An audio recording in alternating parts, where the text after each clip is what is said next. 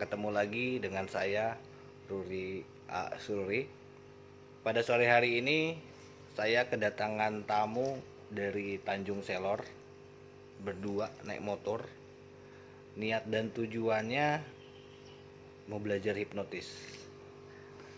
Jadi nanti kita wawancara dulu sebelum belajar dan sesudah belajar. Nanti kita pengen tahu setahu apa sih tentang hipnotis.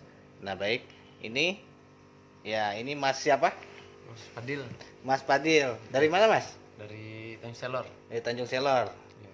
Oke, tadi jam berapa berangkat dari sana? Dari sana setengah 10, Setengah 10 sampai Malin jam setengah 3. setengah 3. Oke. Tujuannya apa Mas? Saya dengar-dengar mau privat ya sama saya belajar tentang hipnotis. Mau belajar tentang hipnotis. Setahu hipnotis itu apa? Nggak tahu sih, masih kalau dipikir Relate logika tuh masih apa ya? Kayak nggak percaya gitu nah. Pernah ngeliat hipnotis gak? Pernah. Cuman kalau dilihat itu kok bisa gitu nah. Makanya saya penasaran jadinya. Menurut Mas hipnotis itu ilmu apa? Setahu sebelumnya sekarang. Sebelumnya ilmu apa ya? Kayak seperti komunikasi gitu nah. Komunikasi bukan hubungan dengan magic itu nggak ada ya? Setahu Enggak, kalau sebelumnya. hipnotis saya enggak. Udah tahu memang ya. Udah tahu. Oke. Jadi tujuannya itu memang mau belajar ya. Mau belajar. Oke. Jadi sekarang belum tahu sama sekali nih apa itu hipnotis, belum ya? Belum tahu. Oke, nanti kita privat hipnotis untuk Mas Fadil, belajar dari awal sampai akhir. Setelah itu nanti mungkin bisa mempraktekannya, karena ilmu hipnotis ini secara teori itu mudah dipelajari, tapi yang paling penting adalah praktek. Nah ini nanti temennya nih, ya temennya siapa namanya Mas? Husen. Nah Pak Mas Husen ini nanti untuk jadi suyet ya, membantu temannya Mas Fadil untuk belajar supaya nanti bisa mempraktekannya langsung. Karena kalau mau ke lapangan sih bisa saja keluar rumah kita cari suyetnya gitu kan, tapi karena ada temannya, jadi nanti temannya aja yang jadi korban. Nah, jadi korban lagi. Rupanya temannya ini pernah dihipnotis ya? Iya, pernah. Pernah dihipnotis ya di Tanjung Selor. Oke, kalau menurut Mas Fadil, Ya. tahu saya dari mana Mas? Tahu Mas dari teman juga dari Tanjung Selor. Oh dari Tanjung Selor. Siapa tuh? Mas Udin. Mas Udin. Apa bilangnya, apa dia bilang? Katanya masternya untuk Kaltara ini Mas Ruri katanya di. Oh, gitu. Posisinya lagi di Malinau. Jadi sampai nekat datang. Makanya saya datang ke sini. Oh, sampai nekat lah jauh-jauh ke sini ya. Nekat lah demi belajar. Demi belajar memang betul, karena ilmu itu ya kita harus berkorban, intinya seperti itu. Betul. Baik korban waktu, tenaga, pikiran, materi juga itu salah satu kita untuk mendapatkan ilmu. Padahal sebelumnya belum pernah kesini. Belum pernah ya kembali jalan? Gimana jalan bagus? Pas dari sana bagus, udah dekat ke sini tuh udah jelek. Udah jelek ya. Oke. Penonton semua, nanti sesaat lagi kita shoot lagi untuk kegiatan privat atau belajar. Ini face to face saja berdua, karena temannya mungkin menunggu. Ya Mas ya, Mas siapa? Husen menunggu ya. Jadi mohon kesabarannya, menunggu ya, santai saja. Kalau belum makan ya silakan makan dulu. Oke, kita sambung lagi nanti di proses pembelajaran tentang hipnotis. Oke, saat ini kita mulai proses belajar hipnotis di rumah saya. Oke, Mas siapa tadi? Mas Fadil. Mas Fadil, ini modul pembelajarannya. Oke.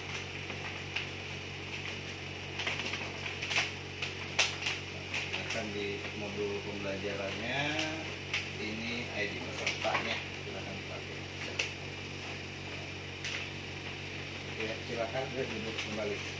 Kita lanjut ya. Kita belajar tentang hipnotis ya, tentang itu apa itu hipnotis dan sebagainya. Nanti kita akan bahas di sini. Oke. Awal sebelum sesi hipnoterapi sebenarnya, pre-induction merupakan proses yang sangat penting dan bersifat kritis. Ini tadi sudah kita bahas. Yang selanjutnya kita adalah analisa permasalahan klien, pengujian tingkat sugestivitas klien dan pemahaman klien terhadap metode terapi hipnoterapi. Kita harus cari tahu dulu, harus menyampaikan ke mereka tentang apa sih hipnoterapi, itu pengobatan atau secara hipnotik atau hipnoterapi. Peningkatan sugestivitas klien menjadi hipnotik training dan pemahaman hipnoterapi, strategi sesi-sesi hipnoterapi yang akan diterapkan.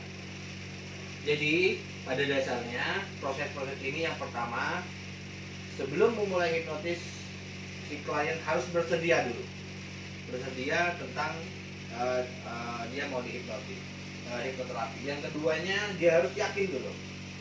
Yang ketiganya dia berserah diri atau pasrah. Jangan selalu berpikir bahwa dia posisinya harus pasrah dan percaya sama terapis.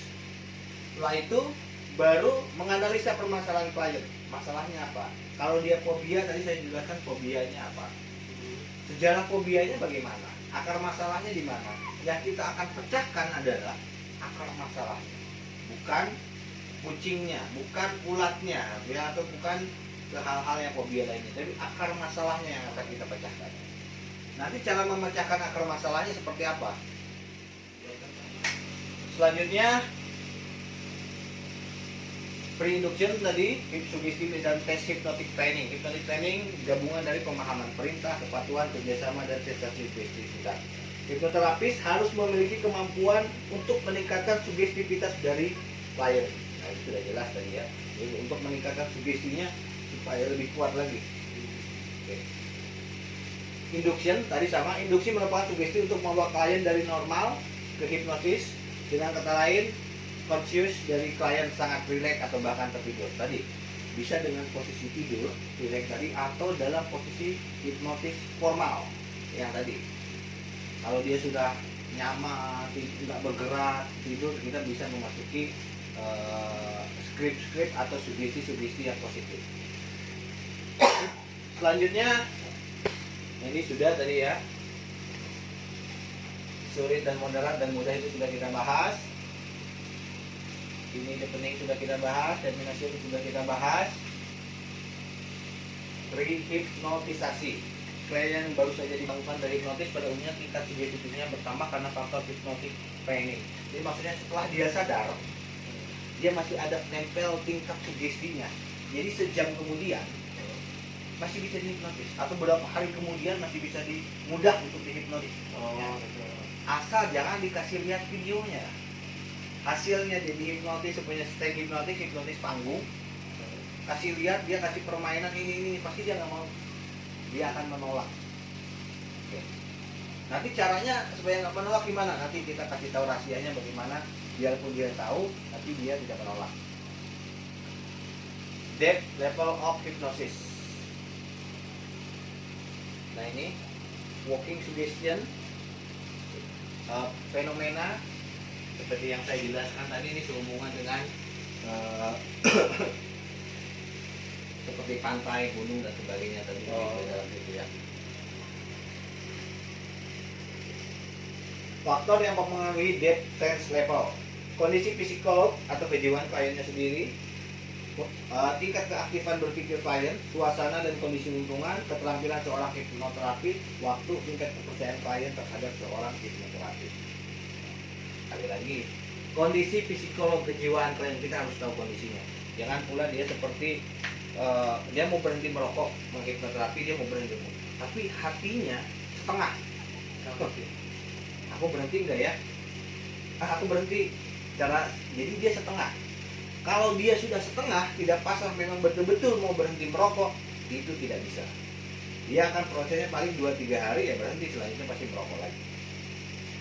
Oke, selanjutnya, jadi kondisi psikologis kejiwaan atau kliennya itu, dia harus betul-betul memang yakin mau sembuh, yakin mau berhenti di situ dulu.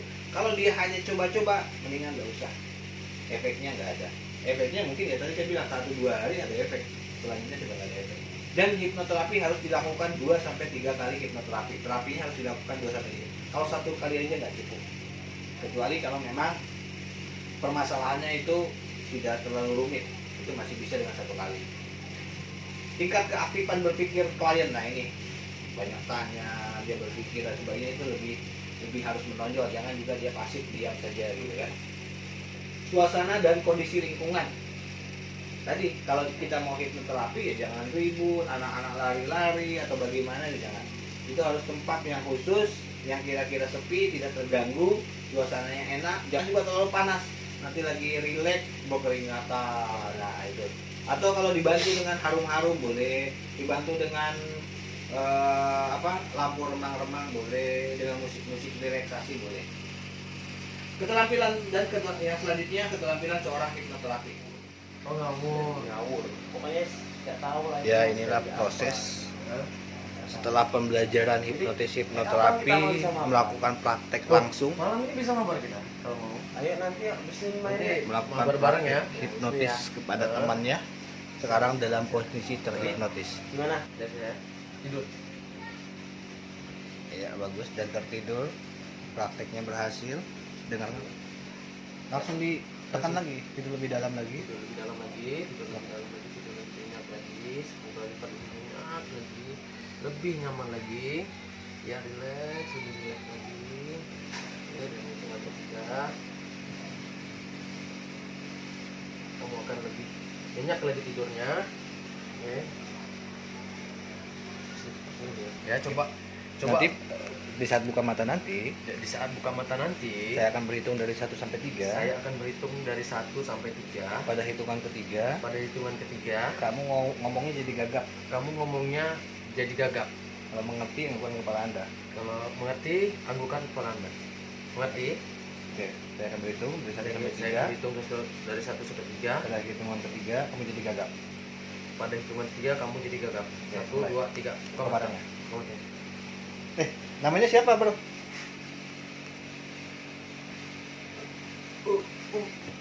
Husen. Siapa?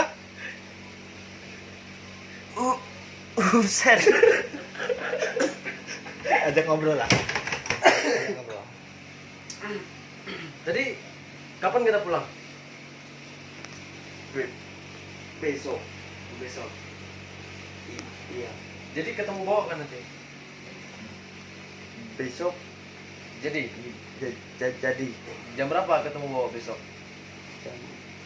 jam 9.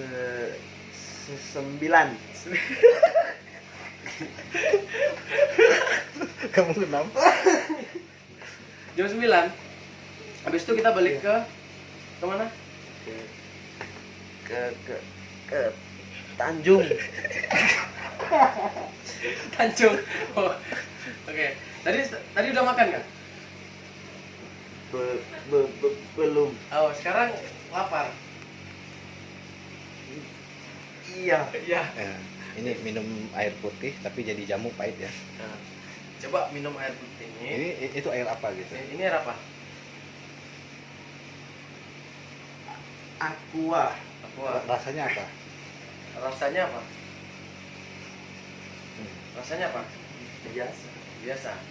Nah, pada hitungan ketiga, Pada hitungan 3, rasanya jadi pahit seperti jamu. rasanya Jadi akan pahit. pahit seperti jamu. Oke, 1. 1, 2, 3. Ini tepuk. Rasanya akan pahit seperti jamu. 1. 1, 2, 3. Coba minum. Coba minum.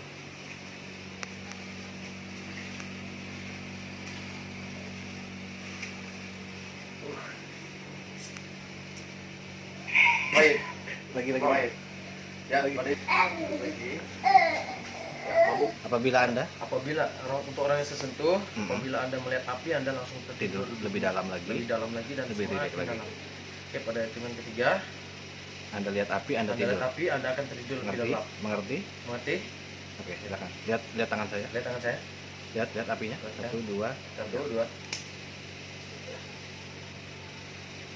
Benar-benar menjadi kaku yang sangat luar biasa sekali. Bagus. Bagus sekali. Menjadi kaku yang sangat luar biasa sekali. Bagus. Semakin kencang, semakin kaku. Oke, selamat malam. Tadi tahapan-tahapan Mas siapa tadi? Mas Fadil belajar hipnotis dan hipnoterapi dari mulai jam 4 sampai dengan kurang lebih jam 9. Jadi karena mau mempelajari tentang hipnoterapi juga, jadi waktunya bertambah.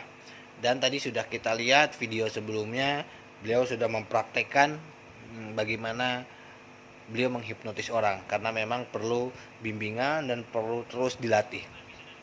Oke, sekarang saya mau tanya, menurut pendapat Mas Fadil, setelah belajar hipnotis, seperti apa sih yang Mas Fadil ketahui setelah tahu tentang hipnotis? Ya lebih tahu banyak lah, lebih paham. Jadi sebetulnya hipnotis itu gampang ya?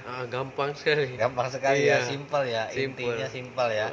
Jadi karena memang teorinya aja yang panjang kali ya. Teorinya panjang, ternyata pas prakteknya itu simple. Simpel. Oke, Simple jadi sekali. ada kunci-kuncinya ya. Heeh. Nah, tadi waktu dipraktekkan memang belum percaya diri atau gimana nih?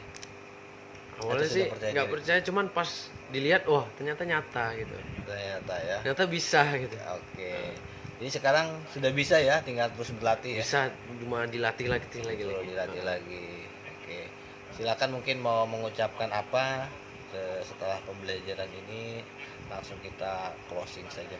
Ya, saya mau ucapkan kepada Bapak Ruri, buat terima kasih banyak udah kasih pembelajaran yang berharga yang belum pernah saya belajar sebelumnya. Yang selama ini saya penasaran bagaimana, akhirnya tahu juga sekarang. Ya itu Pak. Oke. Mm. Oke, jadi itu testimoni dari Mas Fadil tentang belajar hipnotis. Jadi intinya hipnotis itu sangat mudah. Tapi karena mau belajar, kita harus tahu dulu teori-teori hipnotis. Tapi kalau mau saya buka rahasianya saja, itu tidak sampai 1 jam semua orang sudah bisa menguasainya. Untuk itu nanti next mungkin perlahan-perlahan kita akan kuak apa sih rahasia-rahasia yang terpenting di dalam hipnotis itu. Oke, ketemu lagi sama saya Ruri Sururi di video selanjutnya. Jangan lupa like, share, komen, subscribe video ini agar terus lebih semangat lagi untuk membuat video-video selanjutnya. Terima kasih.